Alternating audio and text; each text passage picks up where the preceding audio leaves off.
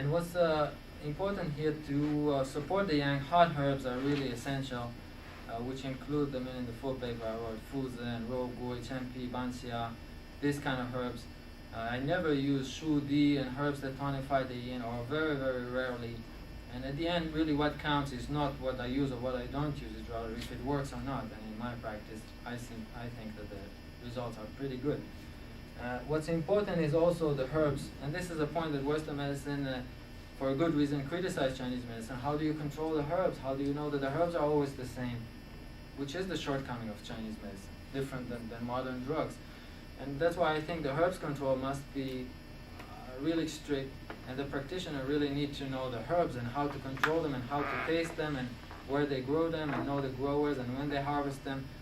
This is the traditional way of producing herbs. The practitioner needs to know, to be knowledgeable about the quality of the herbs, then even though it is a shortcoming, not like modern drugs. So improved health is a prerequisite for pregnancy, meaning you get healthier, it's more likely you get pregnant, at least with Chinese medicine. And in my experience, it shows that clinical efficacy does bring integration with Western medicine. Doctors really love to send their patients to something that works. So, and this is and I never speak to doctor in Western terms. When I get, I really tell them, yeah, this is a Shaoyang deficiency. And they say, and many times they don't send their patients to me, they send them to reproductive endocrinologists, and after everything fails, they say, you know what, there's still this one guy in Connecticut, just go. And I think at the end, really, when we talk about integration, is really, modern medicine really like effectiveness. It needs to work, it doesn't need to sound good. And I think this is really, if something is working, much more research needs to be done with it, how to make it even better, to work better. And this is what I believe can integrate Western medicine and Chinese medicine.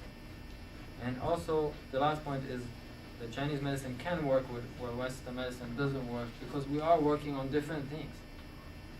Where I'm not working about endometriosis or problems with Western medicine, I'm working about Shaoyang.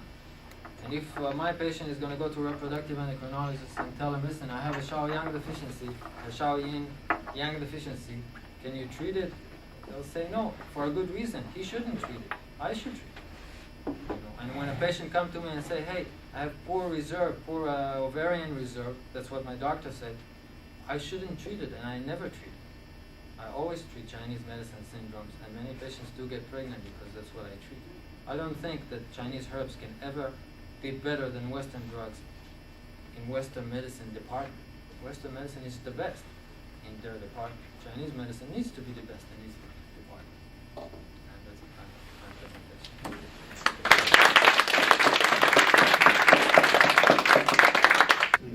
So for example, when we talk about the 3 yin and 3 yang, we're talking here about the 3 yin.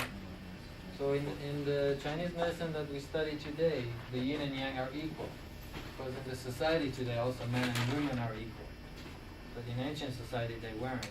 And in reality, not to say equal or not equal, they are different. But today we say no, men and women are the same. But we know they're not the same, meaning a woman receives and a man gives. No, we're not talking about social being not the same. But so, when we say that the yin and yang are equal, it's easy to comprehend it, but not necessarily true. So when we study like the I Ching, the Book of Changes, and we study the trigrams, we see that in the pre-heaven state, the yang is on the left, the yin is on the right. They're clearly separated, which means it's a pre-heaven state. Pre-heaven state means before life, no life here. When we talk about the post-heaven state, though, there is life.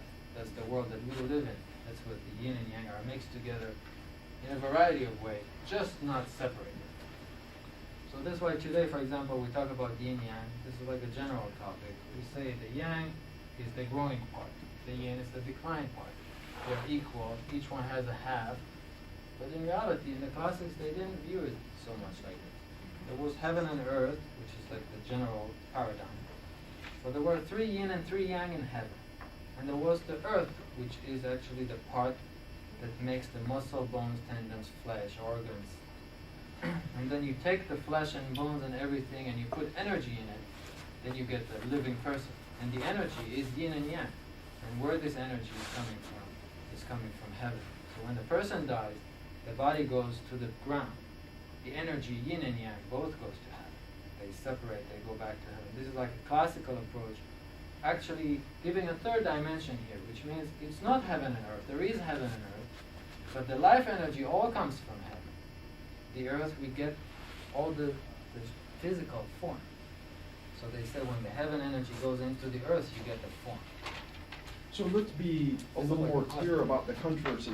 If you could step out of Uran's shoes into somebody else's shoes, how would another colleague critique this, or what would be a different point of view that some of your colleagues might take to create that controversy? They would say, no, heaven and earth are half and half. The yin energy comes from earth, the yang energy comes from heaven, which is the same in this circle, half and half. But when you look at Wu Jitong, which is one of the examples that I brought, one of the masters from the Wenbing school, he tells people, he believes also that the yin energy comes from the earth. But he said today, for example, everybody thinks that the yin is deficient all the time, from a variety of reasons, be it starting from Judan Shi, the yin is always deficient and stuff like that. He said, how is it possible that the yin is deficient? You're so close to earth. You're all yin. As soon as the yang energy lives away, you're dead. Without, the sages all said, without yang energy, a man can't live. So they say, this is his approach, which is getting closer to what we are today, because he's like 1800 or 200 years ago, 250 years ago. So already believing that the yin is coming from earth, not the material is coming from earth. The yin is coming from earth, the yang energy comes from heaven, but it's still controversial than today, where they say the yin is always short, which is coming from Judan Shi from 1200 AD, saying there are two fires. Remember, we have minister fire and we have emperor fire. There's only one water. So two fire, one water, the water must be deficient all the time. Too much fire. Not knowing that this one fire is talking about Xing, which is the daily energy. The other is Ming, which is the life energy, the lifeline that goes from one generation to another. Thank you. These are like controversial concepts. Thank you. So, thank you. I love it. I'm waiting for your book. But just as an example of a controversy, having been exposed to the modern books, so then let's say I have a woman approaching becoming perimenopausal, wants to get pregnant desperately. I've been taught traditionally to look at her as yin deficient. She's experiencing hot flashes, and you're saying that you prescribe these patients food for example, very hot herbs. Can you talk a little bit about that controversy in your experience? Why I'm not depleting the yin and speeding her towards menopause? Well, the problem is with the understanding of yin and yang. This is the problem. That's where there's a difference. So in the modern approach, the yang is energy and the yin is kind of fluid-like something. But really, it's not exactly the case, because if you look at water, the water triagram has two yin lines and has one yang line. Why does it have one yang line in it? Because that's the yang energy that is needed to sustain the water. If you suck the yang energy out of the water turns to be ice. Then it's called dry water. You put heat into the water, it melts. You put more heat into it, it evaporates. When there's a lot of yang in the water, it evaporates. When there's no yang in the water, it becomes ice. This is called the water becomes dry.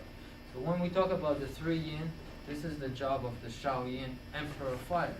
Thus it is called fire. This is, and what are the organs of the Shao Yin? Are the kidneys, water, and heart fire. Right? So when we say that the yin becomes deficient with women going into menopause, it is true.